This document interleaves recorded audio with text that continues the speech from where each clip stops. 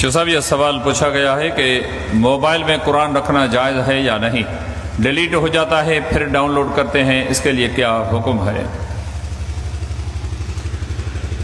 Mobile میں قرآن مجید کے فوائد بھی ہیں اور نقصانات بھی۔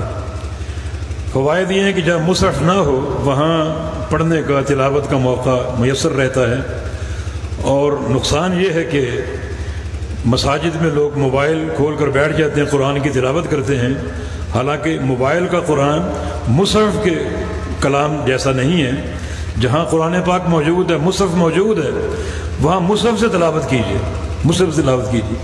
تو باقی اگر موبائل میں قرآن مجید ہے تو پھر اس کے جو حدود اور آداب ہیں ان کا پورا خیال رکھا جائے، ان کا پورا خیال رکھا جائے۔ بعض اوقات سکرین پر آیت موجود ہوتی ہے اور بندہ باتھ روم میں ہوتا ہے، یہ قرآن کے تقدس کے منافی ہے، پوری طرح ان کی حدود کا خیال رکھے تو پھر جائز ہے۔ اس ترقی اور ٹیکنالوجی سے فائدہ اٹھانا چاہیے۔